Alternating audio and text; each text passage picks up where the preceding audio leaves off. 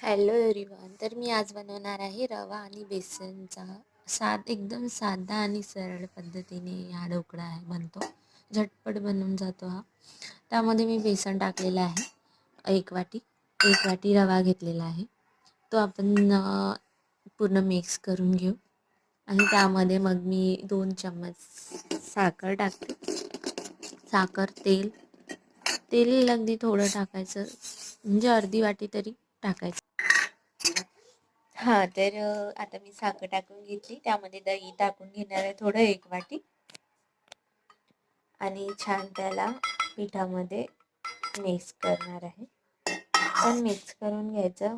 Bubbles विरघळेपर्यंत आपण त्याला mix करायचं. कसं जास्त मिक्स केलं तर आपला ढोकळा पण सॉफ्ट बनतो. आणि आता बघा माझं बॅटर तयार. बघा आता माझं बॅटर रेडी आहे. आता मी इडलीच्या पॅनमध्ये त्याला टाकणार आहे, कारण माझ्याकडे ढोकळा पॅन नाही आहे तर. आणि त्याला आणून दिला आहे. तर तडक्याला मी कोथिंबीर घेतली आहे, थोडी मिरचीची पेस्ट, राई, जिरा, कढीपत्ता वगैरे. बघा किती छान फुगलेला आहे माझा ढोकळा. आता मी तडक्याची पण तयारी करत आहे.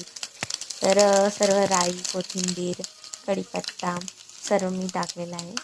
आता त्याला मी ढोकळ्यामध्ये टाकून घेईल तडक्याला. एकदम मस्त झालेला आहे. बघा इथे माझा ढोकळा सॉफ्ट पण झालेला आहे आणि छान फुगलेला पण आहे. ते मी कोथिंबीर टाकली वरून आणि खोबरं किस टाकलेली. या खायला.